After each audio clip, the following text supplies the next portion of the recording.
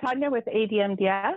I've been helping businesses and organizations of all sizes to increase conversions on their websites through best practice email marketing and design. Hosting today, we have Jason Bach of Analytic Design powered by Mosaic Data Services. Jason, would you mind introducing yourself? Hi, I'm Jason Bach, and I'm one of the principals here at ADMDS. Right. So today we'll be talking to you about why you should be using email marketing and some best practice techniques you can use to get subscribers, keep subscribers, and grow your list the right way. So we start off with a poll, and the question here is, do you send out communications to your subscribers? So these communications can be anything from an email marketing newsletter, a promotional email, or just general communication to let them know what is going on with your business. It can happen once or twice, or just collecting the email addresses in order to be able to communicate with them at a later date. So just to talk a little bit more about me, helping businesses and organizations increase their conversions on their websites is one of the most important practices that you can move forward with when you build a website, or when you're thinking about, how you speak to your customer or creating a relationship with your customer. Email marketing by far is one of the strongest techniques that you can use to build a relationship with your customer. It's really all about the relationship between you and the people who want to hear from you. This is why they subscribe. And the goal is to build that relationship in a way that helps to support both you and your team, helps to support your client, helps them to best understand how to then support you. So while you're supporting them with your specials and your thoughts and any content that you're putting out there for them, you want them to be your biggest supporter. So the question is how to get them to subscribe, and then how to help them support you the best way possible.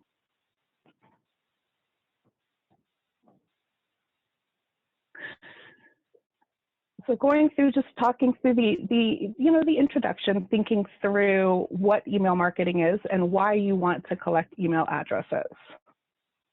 Methods of subscribing on a website. So while you can use your website, your social media, there are a lot of different ways to get people to subscribe. There are do's and don'ts in order to be able to do it effectively. Your call to action, what works and what doesn't. What should you say and what shouldn't you say? How to welcome your new subscribers and why you want to welcome them. And then last, thinking through email marketing platforms, understanding the differences between them and how some email marketing platforms are going to support you better than others.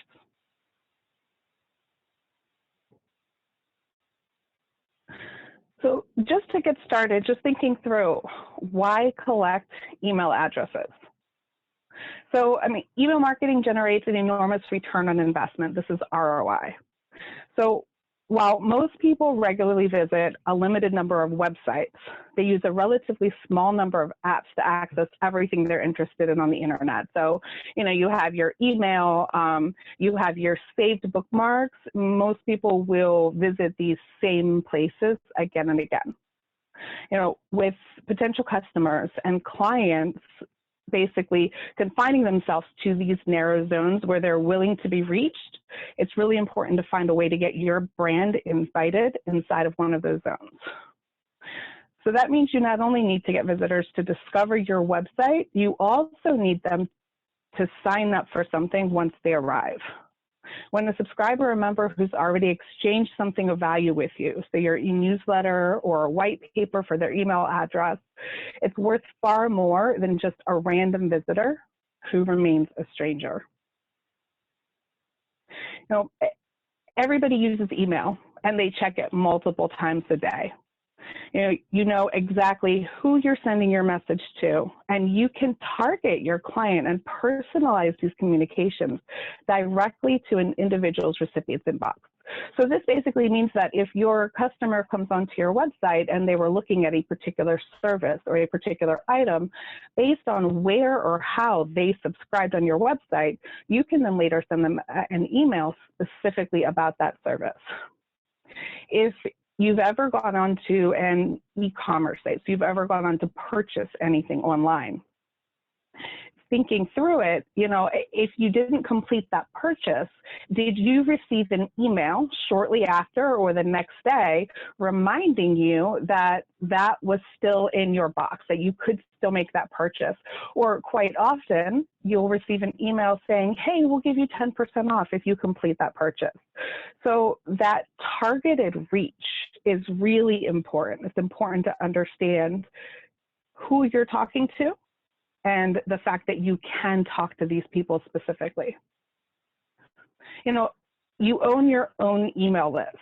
So when you're on social media, or if you're, you know, you're collecting email addresses another way, you don't own these emails.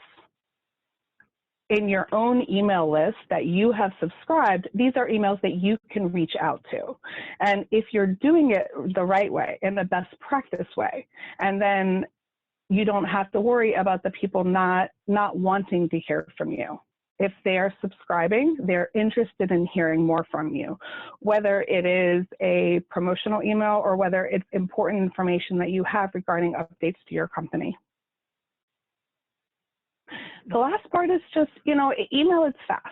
It's flexible, it's timely. You're deciding when the email is going out. It's fairly quick to be able to set up. It's flexible because you control the content and the language. And you can do a lot of testing in order to be able to get that message right.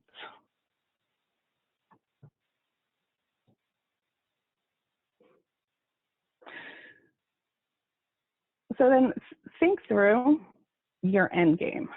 So whenever you're getting started with email marketing, or any type of marketing for that matter, you know, what is it exactly that you're trying to accomplish? How are you going to be using the data? How are you going to be using your list? A lot of people get started and the goal for them is just to get the subscriber. Let me add the subscribe box to my website. I don't quite know yet what I'm going to be sending out. I don't know what I'm going to be saying, but my goal at this point is just to get their email. Well, that's helpful. It's important to get that information. The most important part of it is helping the end user, the person who's subscribing, understand the why. Why do you need their email address? We all get many, many emails a day, and it's important, in order to be able to build that relationship the right way, to establish that line of communication so that they understand what they'll be receiving. A really important way to be able to gather these subscribers is through a lead magnet, which we'll talk about a little bit further in. So lead magnet would be through a free download or information that you're providing to them in order to help generate interest in your product or your service. And if you're hoping for an immediate purchase or an immediate sign up, and then again, where, you know, the call to actions that go into making sure that the subscriber knows what they're subscribing to and what your expectation is, will go a long way to helping you craft those right call to actions, that right information and content, to make sure that you're building up the relationship the right way. So thinking through your end game is the most important part to getting started.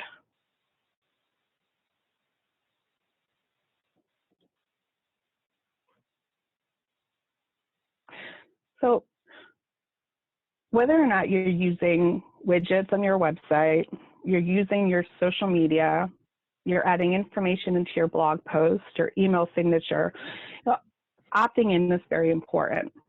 You know, when you're starting the relationship, it's all about trust.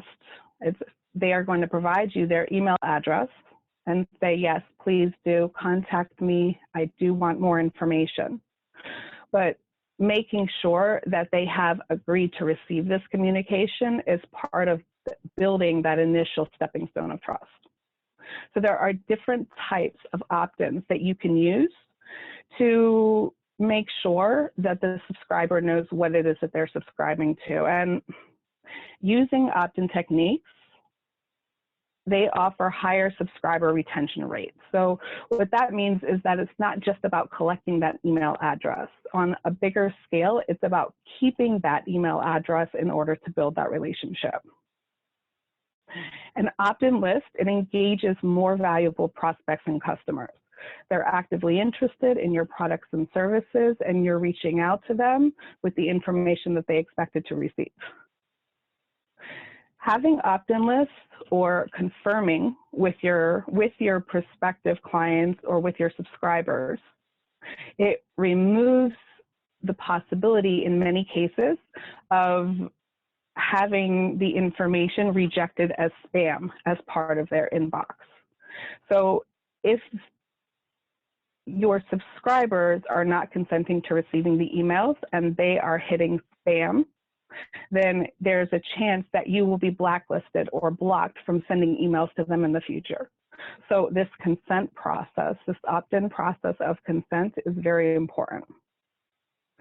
So there are different types of opt-ins.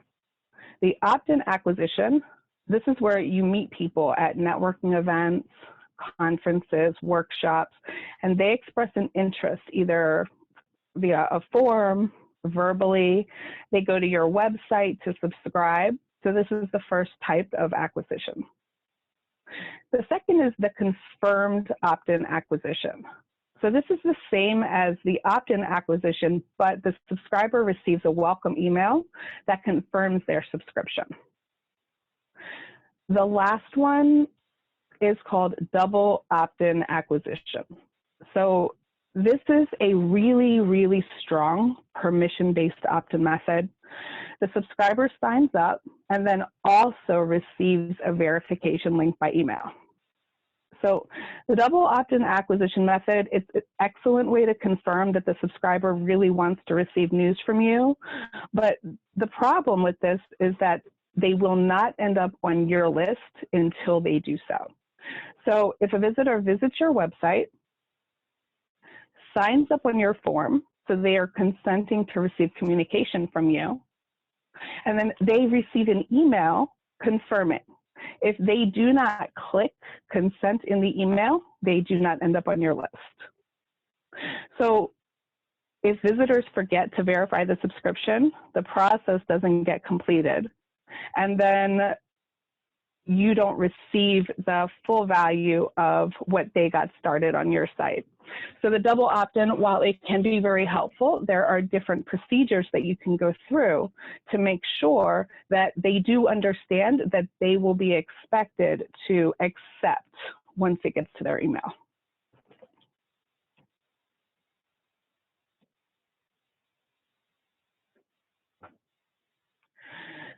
So the most important piece of advice throughout all of these different practices is to keep it simple.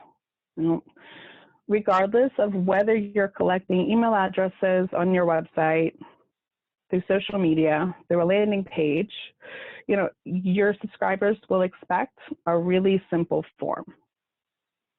Keeping it simple means keeping your form intuitive. You want to make it easy for them to understand the value they'll receive for signing up, and any other relevant information, like how often they'll hear from your brand. As we spoke about earlier, we get a lot of emails per day. So if you have somebody that signs up for your newsletter, they've consented to hear from you, and then you send them an email on a daily basis or on a weekly basis or on a monthly basis, you want to make sure that they know how often they're going to be receiving that email from you so they can expect it and actually use it. It's not enough to just make sure it hits their inbox. You want to make sure that they're actually opening it up, because if they're not opening it up, then you've lost the value of being able to send that communication out to them. So simple design, easy to understand what you're offering. a really clear call to action, and how often. So there's been a lot of information and studies around how much information you actually collect on your opt-in forms. So if you are collecting information, you're thinking that the most important information to get is their name,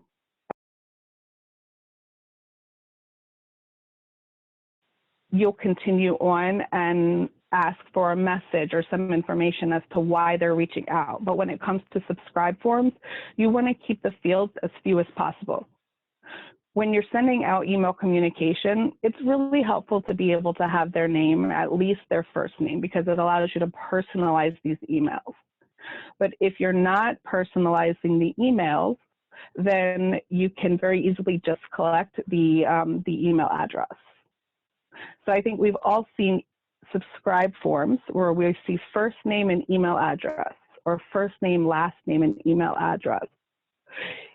There is no one size fits all for this.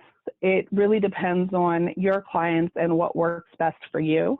So it's a good idea to do some A/B testing.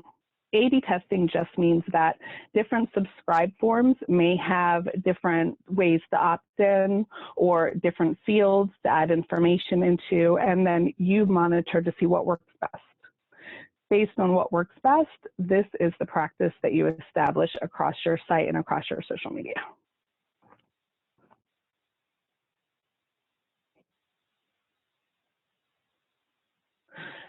So this is a really good example of a great email opt-in form. So as you can see here, it has all the key information. It's let's stay in touch. So, this is the why, and all our latest content for email marketing pros delivered to your inbox a few times a month. So this is, how often it'll be received and what it is that I can expect to receive.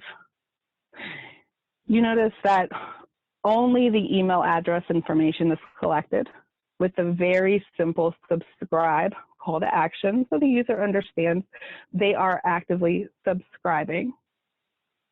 And most important, we'll never share your email address, and you can opt out at any time, we promise. So when a user subscribes, they want to know that they can choose not to receive communication from you. It's not that they will choose that option, but knowing that they have that option makes it less likely that when it comes into their inbox, they will hit spam. Any sort of email marketing template, any sort of email marketing email should always contain this information in it to make it easy for them to subscribe. Because if they don't want to hear from you, and then that's okay. It's important to stay connected to people who really do want to hear from you. As you're building your email addresses, we can collect hundreds of them, thousands of them. But at the end of the day, it's really just about the relationship that you're building. That means that they will actually open these emails. That is the next step. So making sure that the information that they're receiving is clear and that they can opt out means that they will continue to open the emails and want to hear from you.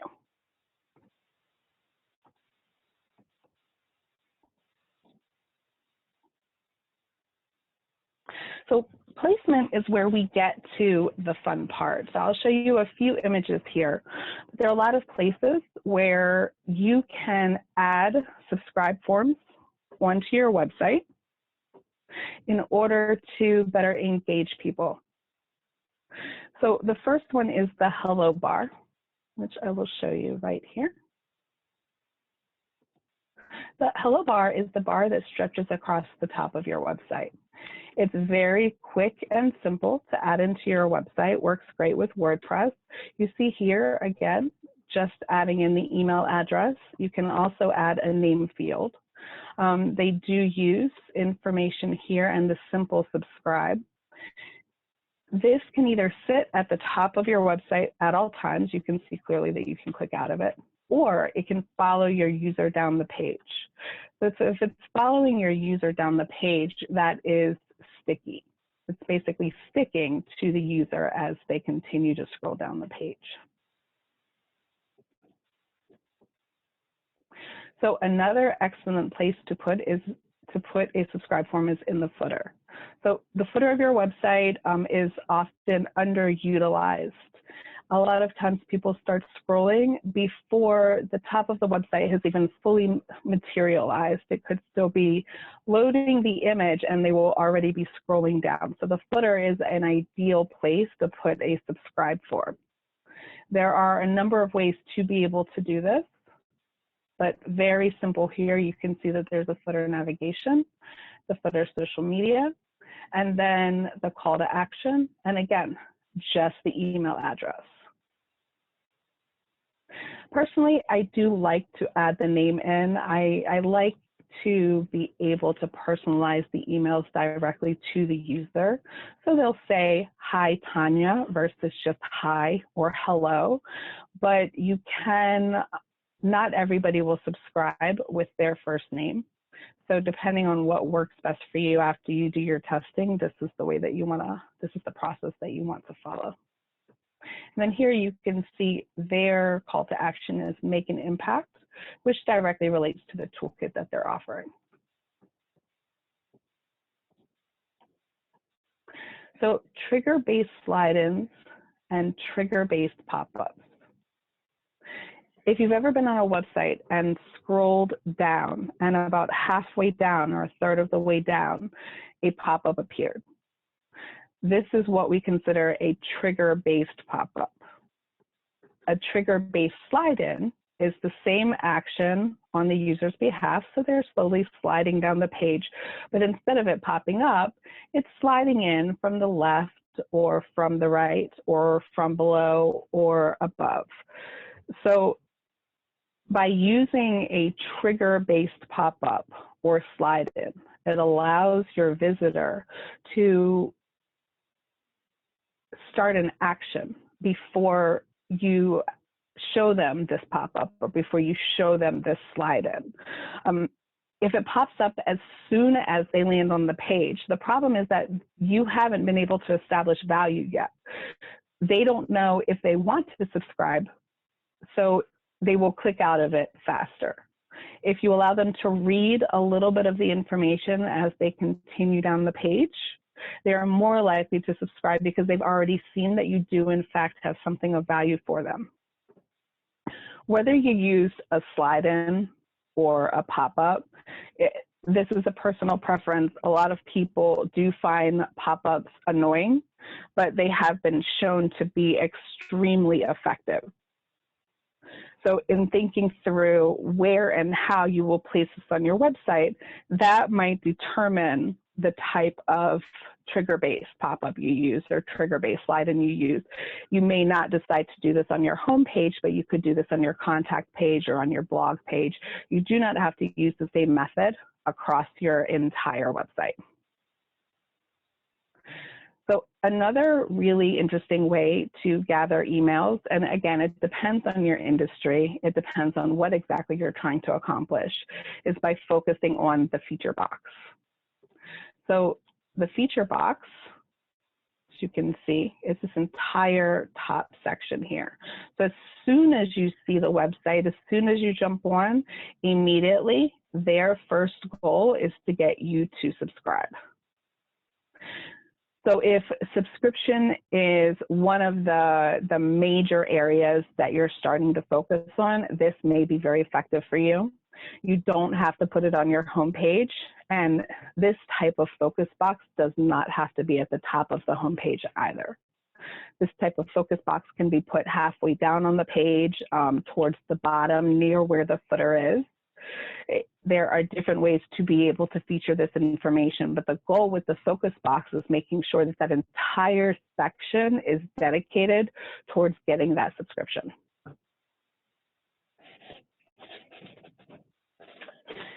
Your About page. So this is an often underutilized page that you can use to get subscriptions. If somebody is visiting your About page and they want to learn more about you, This is a good place to be able to offer them additional value for, for learning more about you and what it is that you have to offer.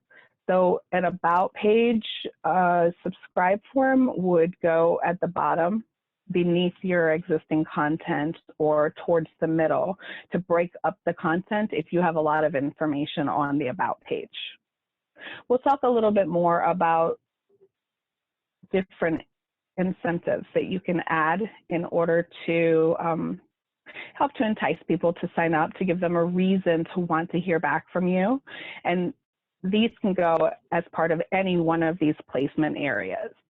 But an about page is a very strong location to be able to provide an additional incentive to sign up. So an option that you see fairly often is your sidebar. So in your sidebar, you can add an image, you can add a reason to sign up, and then a simple email address. Again, no name is shown here. But adding the sidebar update, I think, is something that we see more often than not. A lot of times you will only see the subscribe. You won't necessarily see all the information that you have here. But there are a number of ways in order to be able to present the information to help the subscriber understand why they want to sign up. At the end of your blog post, so not just at the end, but also in the middle of your blog post, quite often when you're reading a blog, you will see incentives, you'll see requests to subscribe, because if you're reading a blog post or if they are reading your information, and then most likely if they find it valuable, they're going to want to hear back from you. So adding the information into your blog post is a quick and easy way to help support the request for subscribers. And the last one, not the least, although all of these are very strong, it's just using your social media. Well, this isn't directly necessarily connected to your website. Facebook, LinkedIn, Twitter, Instagram, all of these platforms have ways for you to integrate your email marketing forms into their platform and then further link them over to your website. Of all of the recommendations here, each one of them has their own degree of effectiveness. The Hello Bar is highly recommended, very simple to be able to integrate, but any of these with the right email marketing platform or the right widgets on your website can be effective in building your email subscriber list.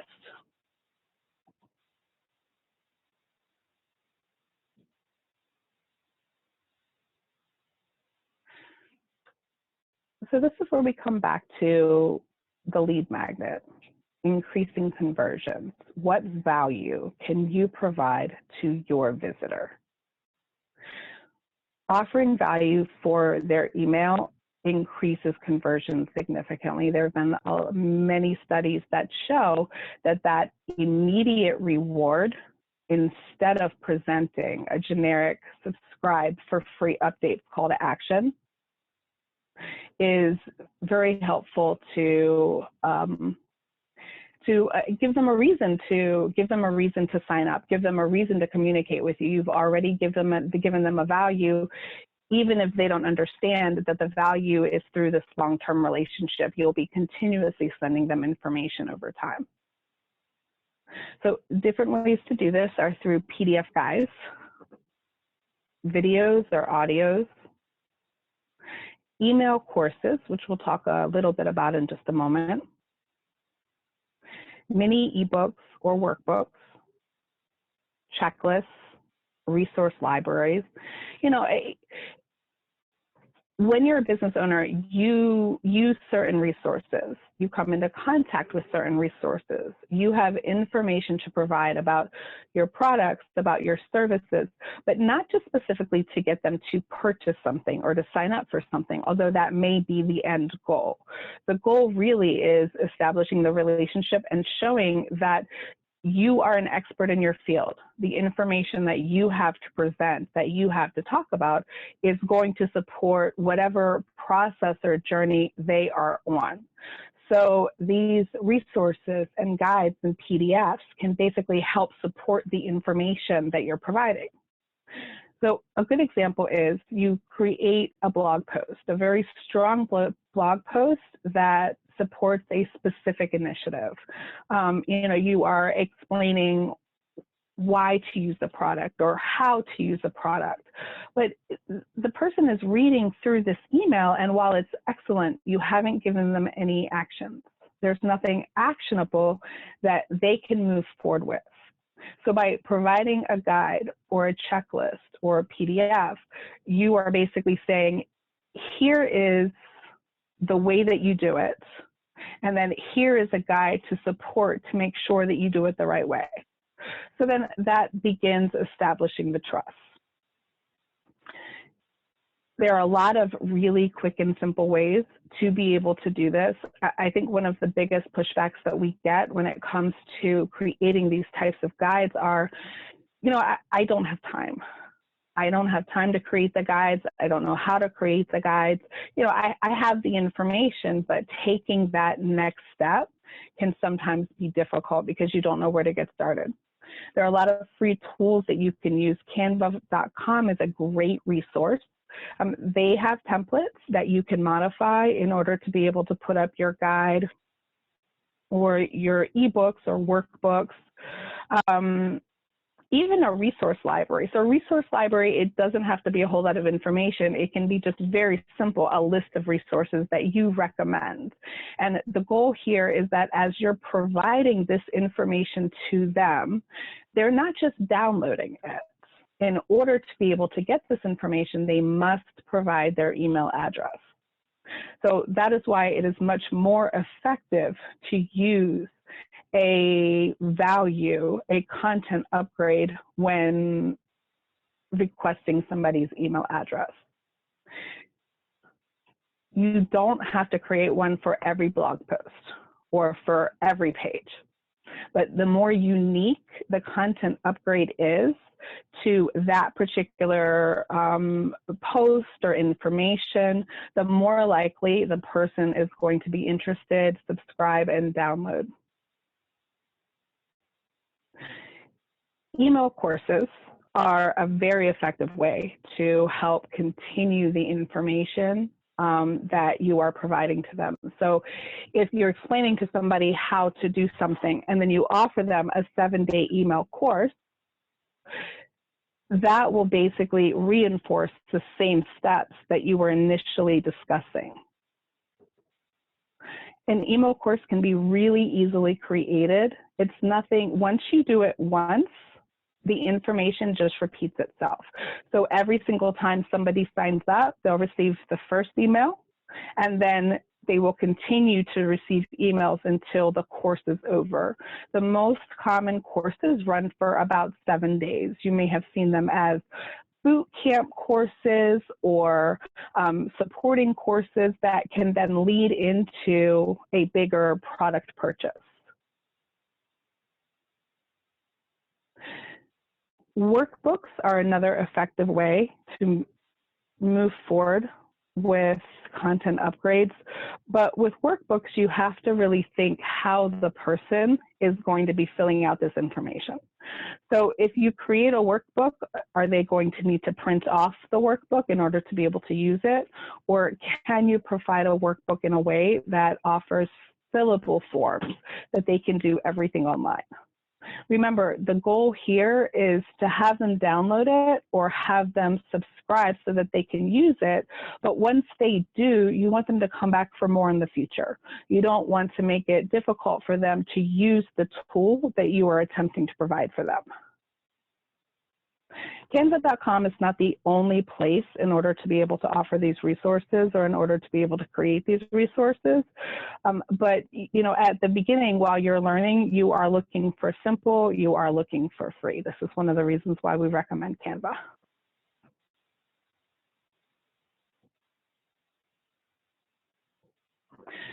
So this is the next most important step. You know, you want to show your subscribers that you appreciate them.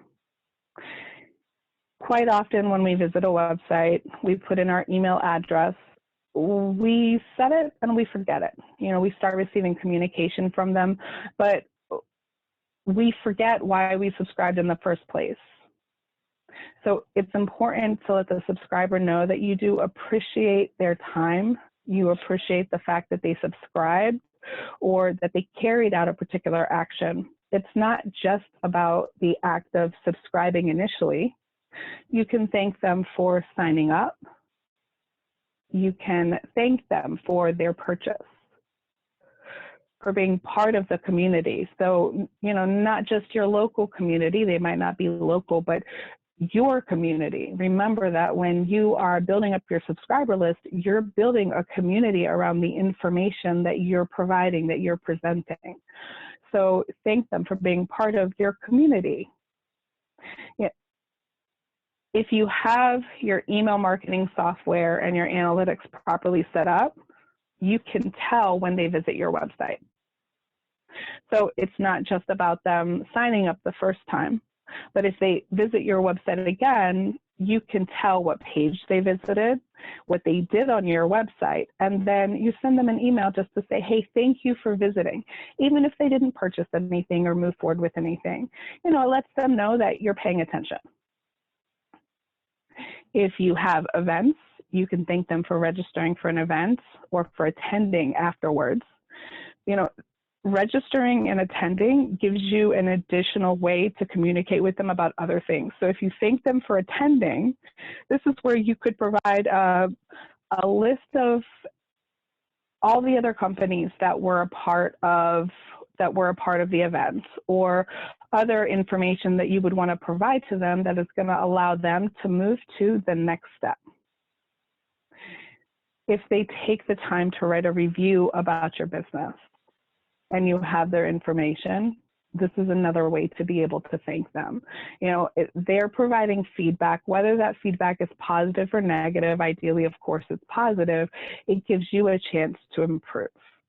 So thanking them for their review, for their feedback is very important. Also, again, reminds them and tells them you're paying attention. We see in the news that people communicate with major brands through social media. So we've seen Twitter feeds and Facebook comments where they put the ad sign and they're specifically directing the comment to the organization. We notice when that organization responds. Email marketing is no different. And then the last is even when you have to say goodbye. So not everybody is going to stay subscribed. You know, like I said before, that is totally okay. If they don't want to hear from you, it could be any number of things. Either they don't need your product or service, or, you know, the information at this time in their life wasn't as valuable to them as you would like it to be, or any number of reasons. Maybe they just received too many emails in general. So if you send a thank you when they decide to unsubscribe, it gives you the opportunity not to have them leave for you for good. You can collect information here. When you're sending out this email, you can ask questions like, why did you unsubscribe? Could we have offered different type of valuable information? Would you consider subscribing again in the future? What other comments or suggestions do you have? By asking them these questions, it allows you to follow up with them again in the future versus just having them off your list for good. But I will say that if they do not answer these questions, make sure that you do not reach out to them again through email marketing. You know, privacy is very important, as are respecting wishes, and it's more important that you respect their wishes than you get them to resubscribe. All of this can take a lot of time. There's no question. You can't go and send out these emails manually every single time you get a subscriber, or every single time you have somebody that decides not to move forward with you. So you can use an autoresponder or an automation to do this automatically. Your email marketing software is key in helping you keep track of everything, helping you create automations, which are basically having things happen for you automatically without you manually having to go in and do everything yourself. So picturing this, somebody's on your website, they use your form to sign up. Immediately or fairly quickly, they automatically get an email that says, hey, thank you so much for subscribing. Here's some important information that you would like to know. So you did not have to do that. Your autoresponder or automation did this automatically for you. You can control how quickly this happens and how often this happens.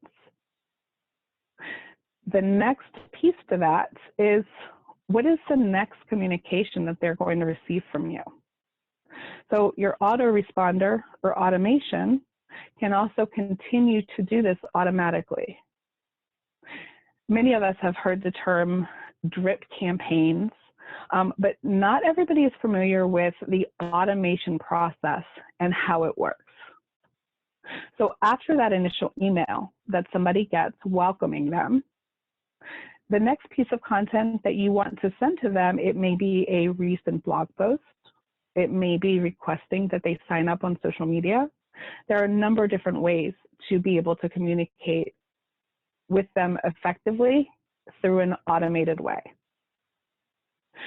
I think one of the areas that people feel uncomfortable with when it comes to automation is that it can feel like an automation when not done properly.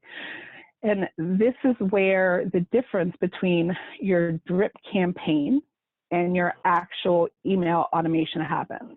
So your drip campaign means that emails go out regularly on a scheduled basis. So maybe I schedule 8 different campaigns to go out or 8 different emails to go out on a regular basis every 5 or 6 days.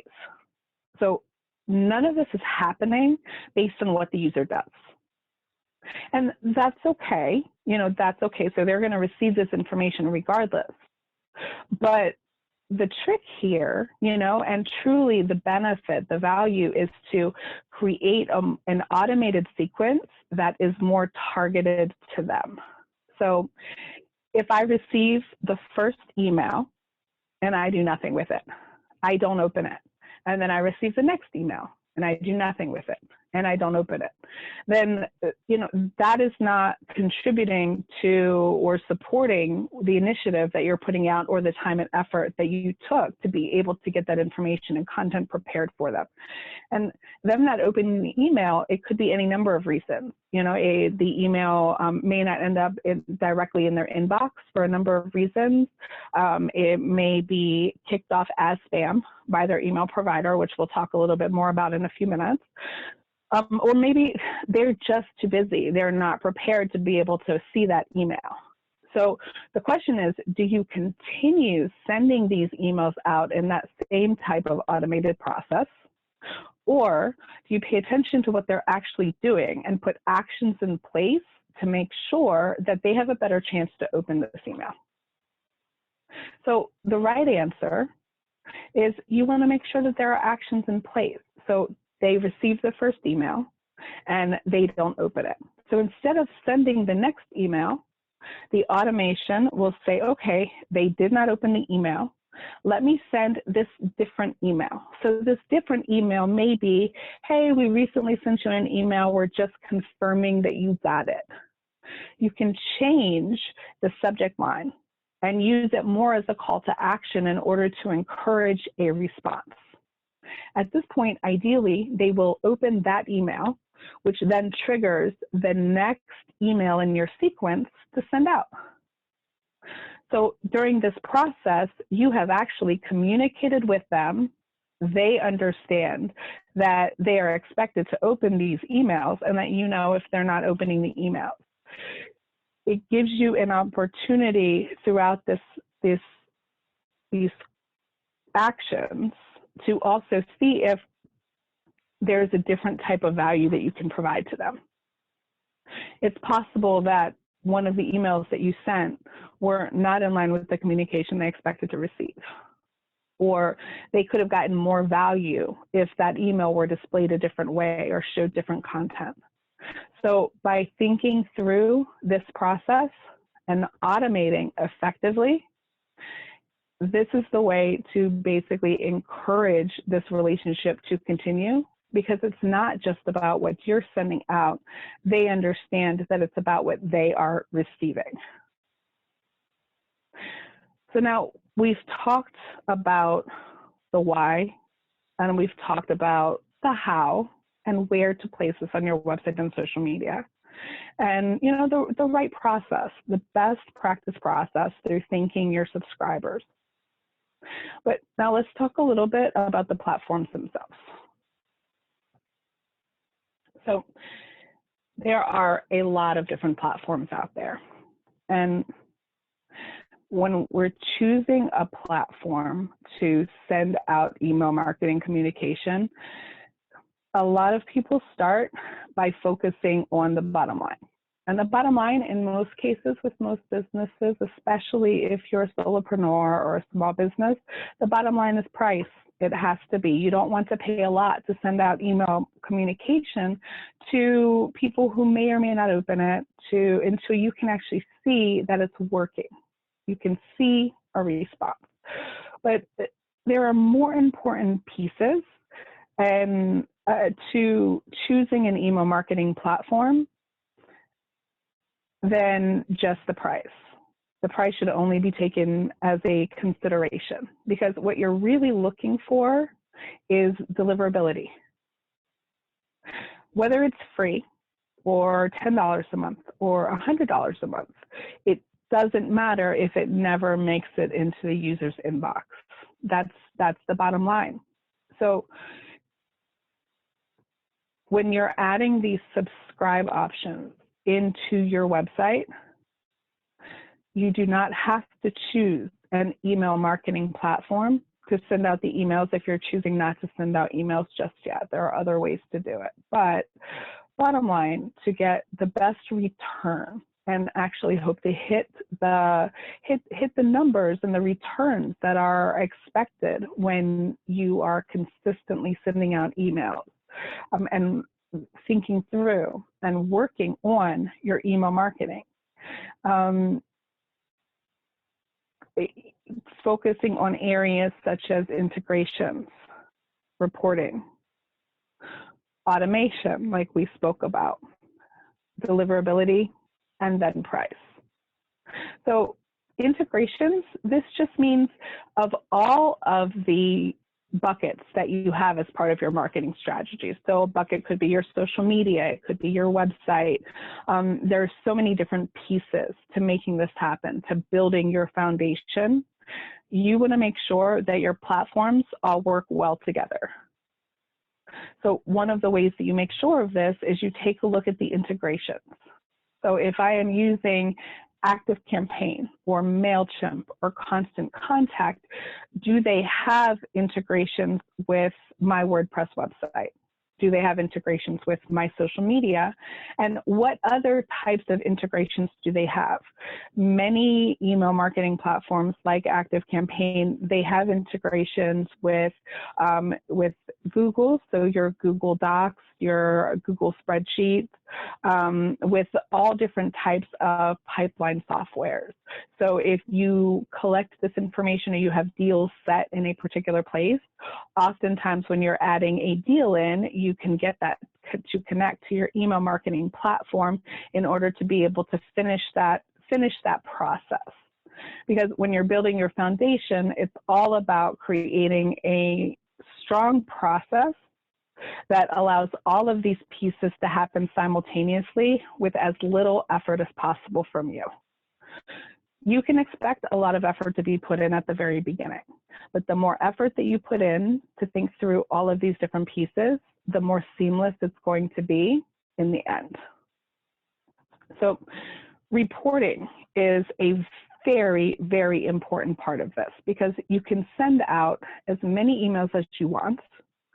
If you do not have the information that tells you what is actually happening when the emails get to your subscribers, then it's very difficult to make decisions that may change the end game in the future. So for example, if you send out an email to your 300 subscribers, you need to know how many people opened it, how many people clicked on the links.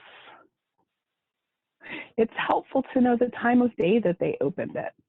You know, if you're sending all of your emails at 2 o'clock or at 8 o'clock, and all of your emails are getting seen first thing in the morning at 8 o'clock, and then it helps you to rethink your strategy as to when you're sending them out.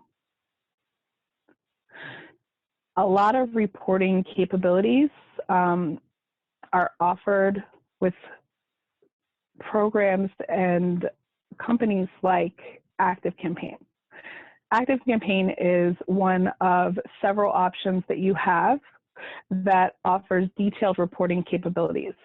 So detailed reporting capabilities that you would look for in any email marketing software also focus around the type of device.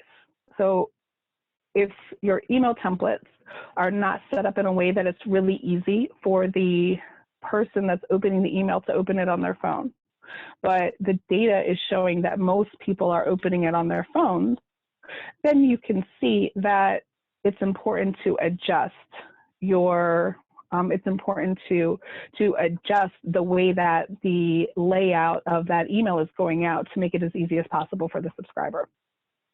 So reporting capabilities are very, very important. The other area that you can pay attention to when it comes to reporting are the location. So not everybody may be local to you. If they are opening their emails in Chicago or LA, or or you have a global reach and you have people opening the emails in other countries, then you can target that through automation so that it's opening up or it's available to them when it's most convenient for them. Not all one size doesn't fit everybody when it comes to email marketing. Most likely one size doesn't fit all when it comes to the services and products that you are offering as part of your business strategy. So paying attention to this data the same way that you would the analytics on your website to see when people are coming, what they're doing are key areas to making sure that this information is being used effectively and that you are building the type of relationship that you're looking to build with them. We did talk already about automation, but again, when you're building out and thinking out these processes, you're thinking through how are they opening them, where are they opening them, the devices that they're opening them. It's very important to think through the test portion of this. So when you're sending out these automations, you already know that they're more likely to open them at a certain time so that you have focused that information. That way, the deliverability itself, when it makes it into their inbox, they're actually opening it. It makes sense to them. So deliverability is very, very important. It's one of the key aspects of using any email marketing platform because, like we said before, if you're sending it to them, how do you know that they're receiving it? So there are tools such as emailtooltester.com. What they do is every year, they take a look at all the different email marketing platforms, and then they make recommendations based on key aspects, and deliverability is one of them because the goal here is to get it into their inbox, not into their spam. And if they have an inbox, such as Gmail, that is going to have several different folders or several different ways to organize that inbox, it's important whenever possible to get it into their primary inbox versus their promotions or versus their updates. You have some control over this, not full control, but the most important part is that it gets into their inbox. And then the final consideration is price. You know, email marketing can be expensive, but the expense of it, if you think through like the monthly expense of sending out your email marketing campaigns, if you're getting the return that you expect to get, because the platform that you're using is efficient and works well, and you have already thought through the call to action, you know, the copy that you're using is right, the types of forms that you're using are right, then the price itself is less of a consideration because you are getting the return on your investment that you expect. So free in this case, it's not always equal good. So a few platforms that I can talk about just for a moment are, you know, again, ActiveCampaign. ActiveCampaign has been rated #1 for the last few years in terms of deliverability, overall testing, ease of use. The platform that we hear about most often is MailChimp. Now, MailChimp is a strong service, but MailChimp does not offer the type of deliverability or the type of options or integrations as a stronger platform such as ActiveCampaign or Constant Contact does. They do offer a number of different options, but again, you move away from their free platform and you move into their paid platform. If you're on a paid platform, it's important to consider the rest of the information, such as the reporting, automation, and integrations.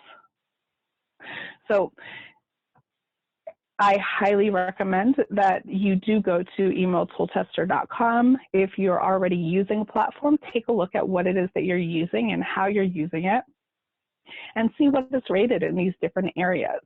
Then take a good look at your data and how your data is being used, and see what can you change in your strategy in order to increase your retention rates, increase your open rates, and get the return that you're looking for.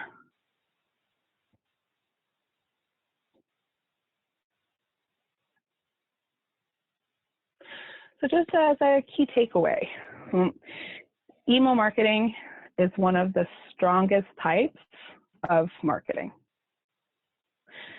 Your website and social media will support your efforts. Keeping forms and language simple will increase conversions.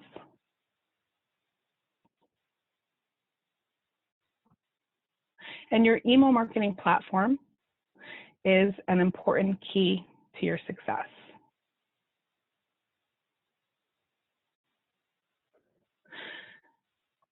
So I've talked a whole lot about email marketing at this point, and Jason, you have been silent throughout the throughout the entire thing. We do have questions that I see moving into the live Q&A, but is there anything that you wanted to talk through or touch base on as part of what we covered today before we move into the live Q&A? No, I think we should just dive in. Okay. So Lori asks, what do you mean about deliverability? What do you mean they won't find the email address? Why would it fail? So email deliverability is all about making it into the inbox. You know, there are many different types of email clients. You have Gmail, Outlook, there are numerous, and they all handle these emails differently. So if they see the email as spam for any number of reasons, could be the platform that you're using, it could be the way that the email is designed, it will not make it to them. And if it does make it into their inbox, if they don't recognize your name or if they haven't agreed to receive communication from you, then they will spam it. So when you're sending emails, the more spam the more times rather that you are spammed, the less likely that your emails will get through in the future. And this relates directly to the email marketing platform as well, because the more often you're spammed, the more likely you are to be badly rated with your email marketing platform. Platforms such as ActiveCampaign, Constant Contact, MailChimp to an extent, they do care about the fact that people are expecting to receive your communications. So they do have processes in place to make sure that if you are spammed a certain number of times, or somebody hits spam a certain number of times, they will, have a conversation with you to make sure that you are collecting emails in the best possible way through best practice.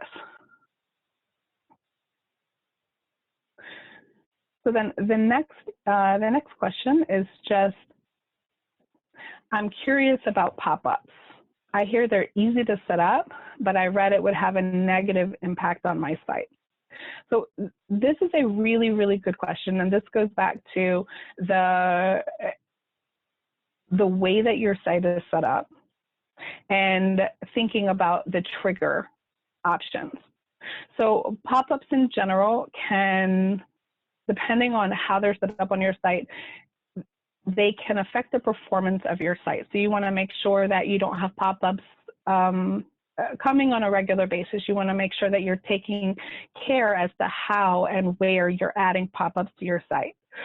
But you're thinking through from a trigger perspective, the negative impact that it has on your site, as long as the person is understanding the information that you have to offer to them, it's less likely to have a negative impact. They're less likely to click out of it without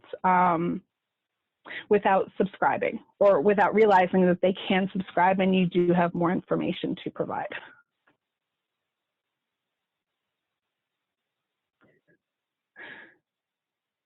So the next question is about the integration itself.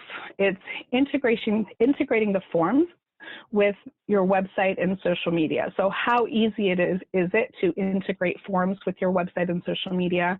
Do you have to use an email marketing system? So the answer to this is no. You don't have to use an email marketing system if you don't wish to. You can just collect these email addresses versus sending out information. Most email marketing softwares, they already have widgets and other pieces that you can use and integrate into your website itself. So you can use them on your pages. You can usually decide how they work and what they look like. If you choose not to use an email marketing software right away, or if you already have existing forms on your website, you don't have to integrate the ones using your email marketing software. There are integrations or hooks that you can use to take the information that's being placed into your form, your normal form, and then send that information over to your email marketing software. So when it comes to slide-in, so the next question is around slide-ins. Are slide-ins considered pop-ups? So this is somewhat of a trick question. So no, it's not considered a pop-up per se. It does not pop up on your site. However, it doesn't exist on your site until the user exhibits an action like scrolling down your page. So it can be considered a pop-up, but both pop-ups and slide-ins are very effective methods of collecting information. I would say that just in terms of how people feel when the pop-up pops up, most people will say that they are annoying or aggravating. Slide-ins, they have less of that feeling of aggravation in general. So I would test both pop-ups and slide-ins to see what is the most effective method to be able to gather the information on your website.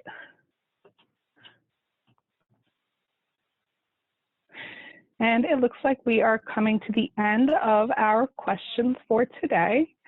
I want to thank you for participating. And if you have any additional questions, please do reach out to us. We're available through chat. We're available through email to talk through this a little bit more. I mean, at the end of the day, the most important takeaway here is that best practice methods for email collection are what is going to make the most difference. And part of these best practice methods for email collection means thinking through the relationship that you want to have with these people. It's not just about collecting the email address. And let's see. So Lori, looks like she raised her hand. Lori, if you have any other questions, I'm more than happy to answer them now. Otherwise, I'm happy to connect right after the presentation. And yes, they are. So the webinars are archived. We do have them on our website. We do have them on our YouTube channel. And if you wanted to talk through any particular aspects, please let me know, and we are more than happy to jump on and talk through them. So thank you so much for joining us today. And I look forward to seeing everybody in future webinars.